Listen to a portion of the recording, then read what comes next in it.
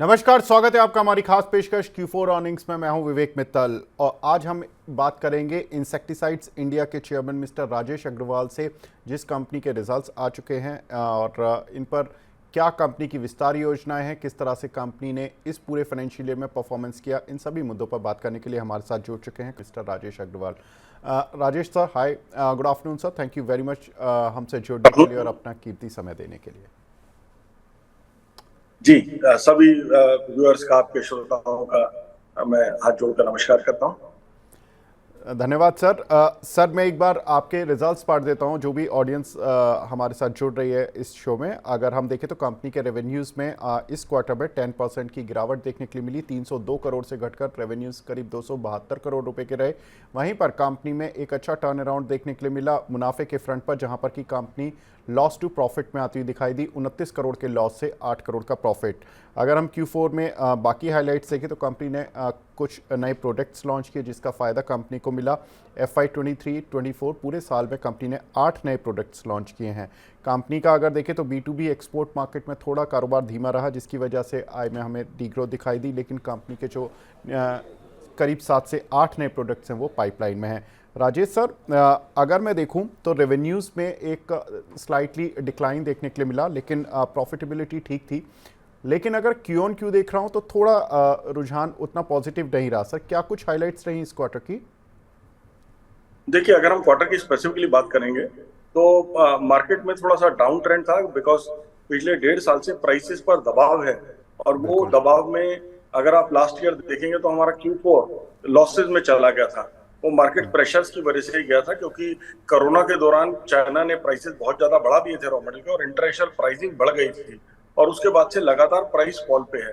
मैं समझता हूँ आज तो मार्केट स्टेबलाइज हो गया है, लेकिन फिर भी लोगों को ऐसा लग रहा था कि प्री सीजन प्लेसमेंट्स क्यों लेने हैं, कोई इन्वेस्ट नहीं करना चाह रहा था, जिसकी वजह से Q4 में थोड़ी सेल्स डल रही। खासतौर से मार्च के अंदर जो हमें एक्सपेक्टेशन थी उसके हिसाब से सेल नहीं हो पाई, जिसका इम्पैक्ट हमारे जो टोटल टर्नओवर है उसके ऊपर दिखाई दिया। फिर भी पूरे साल में अगर आप देखते हैं तो लगभग 9% से ग्रो किया है। हम लोग का विजन था कि हम लोग कैसे भी डबल डिजिट ग्रोथ करना चाहते थे, वो पूरी तरीके से अचीव नहीं हुआ। और Q4 में थोड़ा सा आप देख सकते हैं कि ईयर ऑन ईयर हमने थोड़ा सा 20-25 करोड़ से थोड़ी सी मार खाई है। लेकिन मैं समझता हूँ कि ये एक सबक है और आगे के लिए तैयारी है, क्योंकि हम लोग ने बड़े जोर से नए साल की तैयारी की है। आपने देखा है कि जैसे आपने कहा ही है कि लगभग 8 प्रोडक्ट्स हमने लास्ट ईयर इन लॉन्च किए, और ये लॉन्च जिस वक्त प्रोडक्ट आ गया इमीडिएटली कर डाला, सीजन को नहीं देखा। फिर भी इन प्रोडक्ट से लगभग 50 करोड़ का कंट्रीब्यूशन पिछले सालों में आया है। लेकिन बड़ी बात यहाँ जो मैं बताना चाहता हूँ आपको वो ये है कि अगर 2020 से 2023 के लॉन्च देखता हूँ तो इन सालों में जिन प्रोडक्ट्स को हमने लॉन्च किया उनसे करीबन 500 करोड़ का कंट्रीब्यूशन पिछले साल आया है नेट सेल्स का। जी। तो मैं कहना चाहता हूँ कि जो हम नए प्रोडक्ट्स लॉन्च कर रहे हैं उनके प्रति हमारे किसान और हमारा नेटवर्क दोनों बहुत अच्छा रुझान दिखा रहे हैं। और ये जो प्रोडक्ट्स पिछले साल लॉन्च किए गए हैं, ये क्योंकि इनको बेचने के लिए सीजन नहीं मिला, तो फिर भी एक 50 करोड़ की छोटी सी एंट्री इन्होंने ली है। वो प्रोडक्ट भी इस साल बढ़ेंगे और इस साल फिर से करीबन 7-8 नए प्रोडक्ट्स लॉन्च करने का हमारा कार्यक्रम है। तो मैं समझता हूं कि कंपनी की बड़ी क्लियर स्ट्रेटेजी है कि हम न्यू जनरेशन प्रोडक्ट्स को लाएं, अपने नए मिक्सचर्स प्रस्तुत करें, नए प्रोडक्ट्स जो कि इंडिया में बन नहीं रहे हैं, जो बाहर से इंपोर्ट हो रहे हैं, ऑफ पेटेंट हो गए हैं, उनको इंडिया में बनाकर मार्केट के अंदर उतारें। और कुछ पेटेंटेड टेक्नोलॉजीज अपने पार्टनर्स जैसे निस्सान के साथ, ओईटी एग्रीओ के साथ मिलके हम लोग इंडिया के अंदर लॉन्च करें, और उन्हीं में से प्रोडक्ट लाकर हम इंडिया के अंदर लॉन्च भी करने वाले हैं। तो जो 7-8 प्रोडक्ट आएंगे वो हमारे जापानीज पार्टनर के प्रोडक्ट भी रहेंगे, हमारे अपने R&D सेंटर में बने हुए टेक्निकल्स भी रहेंगे, और हमारे नए फॉर्मुलेशंस भी रहेंगे। तो इसके साथ हम बहुत मजबूती के साथ कंपनी आने वाले साल में आगे बढ़ना चाहती है, और हमें बढ़िया उम्मीद है कि हम लोग अच्छे ग्रोथ के साथ आगे बढ़ें, और वो ग्रोथ टॉप लाइन में और बॉटम लाइन में दोनों में ही रहे। बिल्कुल। सर, जैसा आपने बताया कि लास्ट ईयर प्राइसिंग का इश्यू था, इन्वेंट्री का भी एक इश्यू था, क्योंकि ज़्यादातर not only your company, we have seen कि बहुत सारी जो आपके सेक्टर की कंपनीज हैं सभी एक ही प्रेशर झेल रही थी, वो था इन्वेंट्री का। हाई कॉस्ट इन्वेंट्री उनके पास थी। ये अब कितनी क्लीन हो गई है, कितना % तक अब ये मानकर चले कि इस ईयर पर इम्पैक्ट रहेगा या कुछ भी नहीं रहेगा सर? देखिए, मैं मान के चल रहा हूँ कि ऑलमोस्ट 100% क्लियरेंस हमारी लास्ट ईयर में ही हो गई है। तो ओके। अब पुरानी इन्वेंट्री नहीं है। और अगर एब्सोल्यूट टर्म्स में देखें तो हमने अपनी इन्वेंट्री को लगभग 15% डाउन किया है लास्ट ईयर में। हालांकि मेरे नए साल की परचेजेस हो गई थी क्योंकि वो मुझे करनी थी नए सीजन को देखते हुए, तो हमने वो की है। उसके बावजूद भी 15% का डिक्लाइन आया है। वर्किंग कैपिटल डेज भी हमने 169 से कम कर 150 तक आए। तो बड़ा क्लियर विजन है हमारा कि नए प्रोडक्ट्स को मार्केट के अंदर उतारना है, अपनी जो वर्किंग साइकिल है उसको रिड्यूस करना है, इन्वेंट्री को रिड्यूस करना है, और खास तौर से जो वैल्यू एडेड प्रोडक्ट हैं जो उनको मार्केट के अंदर उतारना है, जिससे कि हम रीजनेबल प्रॉफिटेबिलिटी के साथ मार्केट में आगे बढ़ सकें।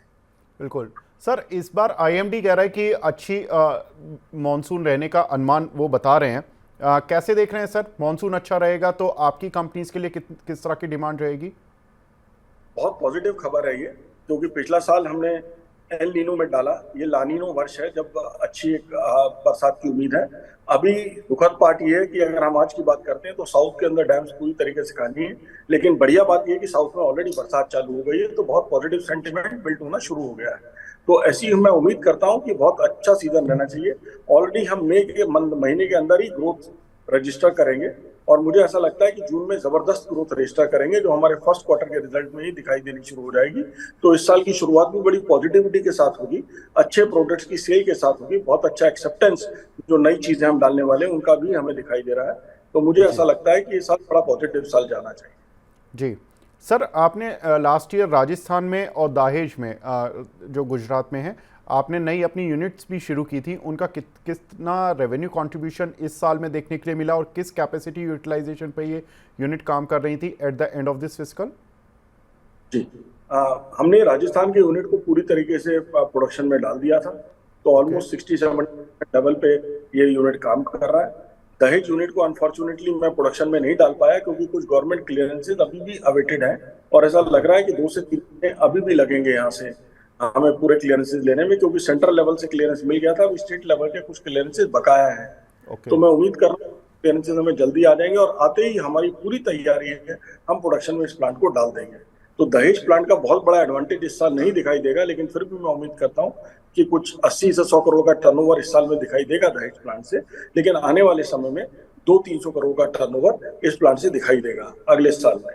और इसी तरीके से छोटे प्लांट से भी कुछ 50 से 100 करोड़ का एडवांटेज हमें मिलना चाहिए, ऐसी उम्मीद कर रहे हैं। जी सर, आपने राजस्थान में भी एक एडिशनल लैंड और खरीदी थी फॉर्मुलेशन और बायोलॉजिकल एक्सपेंशन के लिए, उसके बारे में बताएं, क्योंकि मैं कुछ रिपोर्ट्स पढ़ रहा था, उसमें आपने जिक्र किया था कि आप 150 करोड़ रुपए खर्च करने वाले अगले 2 साल में।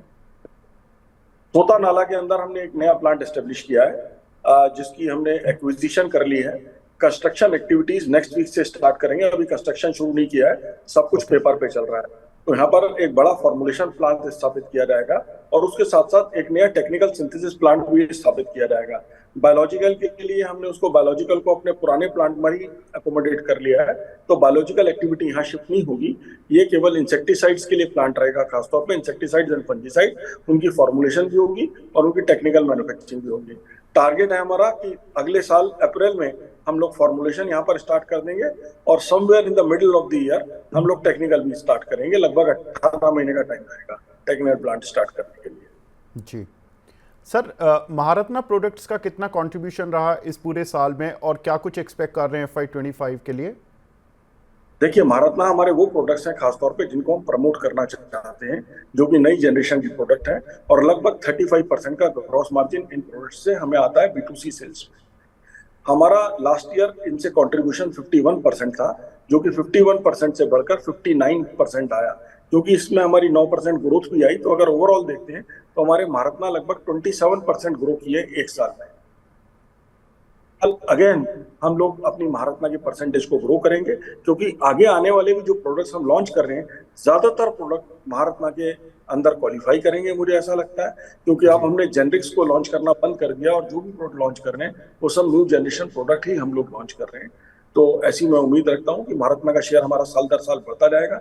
मेरा विजन है कि अगले 3 से 4 साल में इसको 75% तक लेके जाना है, तो हर साल हम इसके अंदर ग्रोथ करेंगे। जी सर, आपने लास्ट ईयर अगस्त के आसपास 10 से 12% की रेवेन्यू ग्रोथ की गाइडेंस दी थी, जो कि आपने पूरी भी की इस फाइनेंशियल ईयर में। FY24 में जो आपने रेवेन्यूज़ की गाइडेंस दी थी 10 से 12% की ग्रोथ की थी। अगर हम अब खड़े होकर बात करें कि FY25 की ग्रोथ के बारे में कि क्या कुछ ग्रोथ रहेंगी, किस तरह के एबिटा मार्जिन्स रहेंगे, क्या हम एक्सपेक्ट कर सकते हैं कि अच्छी growth with double digit EBITDA margins share holders या स्ट्रीट एक्सपेक्ट करें? देखिए, हमारा विजन है कि बहुत जल्दी हमें डबल डिजिट पे जाना है। सीजन थोड़ा, क्योंकि लास्ट 2 साल बड़े मजबूत नहीं रहे, तो इसलिए मैं बहुत जल्दी नहीं कह पा रहा हूँ कि इसी साल हम डबल डिजिट करेंगे। कोशिश पूरी रहेगी कि इस साल डबल डिजिट हम मार्जिन्स पे आए, एबिटा मार्जिन्स पे, और डबल डिजिट ग्रोथ भी करेंगे। तो ऐसा विजन डेफिनेटली है। जी सर, कोई नंबर देना चाहेंगे रेवेन्यू ग्रोथ के लिए इस साल के लिए? देखिए, बहुत बड़ा नंबर मैं नहीं देना चाहूंगा, लेकिन लगभग डबल डिजिट की ग्रोथ हम लोग जरूर एक्सपेक्ट कर रहे हैं, तो कोशिश करेंगे उसको अचीव। बिल्कुल सर, ऑल द बेस्ट इस साल के लिए, और उम्मीद करते हैं जो इंडस्ट्री का एक डाउनटर्न है वो इस साल में ख़त्म हो, और जो पूरा सेक्टर है वो अच्छे से रिवाइव हो, अच्छे मानसून का जो एक इम्पैक्ट है वो आपके पूरे सेक्टर और कंपनीज को मिले। Wish you all the best for this year sir, and thank you very much sir हमसे जुड़ने के लिए। Thank you. Thank you sir.